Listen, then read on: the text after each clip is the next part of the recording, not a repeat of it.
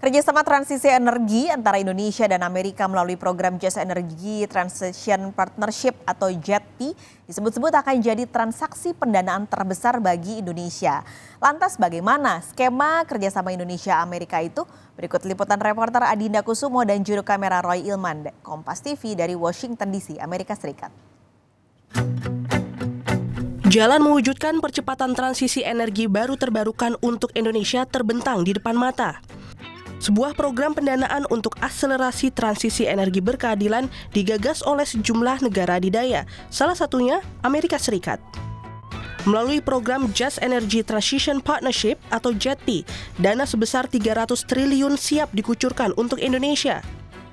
Pemerintah Indonesia pun berharap banyak pada janji pendanaan tersebut.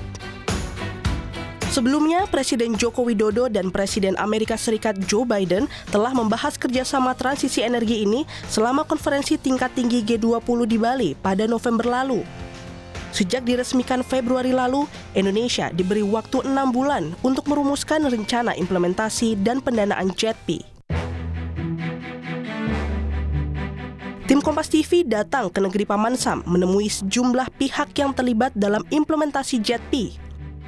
Asisten Sekretaris untuk Perdagangan dan Pengembangan Internasional Departemen Keuangan Amerika Serikat, Alexia Latortu menyebut, Amerika Serikat tengah menyiapkan sejumlah instrumen finansial seperti hibah, bantuan teknis, pinjaman, hingga investasi untuk pendanaan JETP. We're in the implementation stage, and we need to really have this comprehensive investment and policy plan finalized, and that will be the roadmap against which we can now align money to viable energy projects. So the money is available to be deployed once we have the projects identified. Skema pendanaan berasal dari sejumlah negara maju yang tergabung dalam grup kerjasama internasional IPJ. Dana yang akan dikucurkan dari sektor publik senilai 10 miliar dolar Amerika. Sedangkan sisanya akan dimobilisasi melalui aliansi keuangan Glasgow untuk nol emisi G-Funds sebagai sumber dana dari sektor bisnis swasta.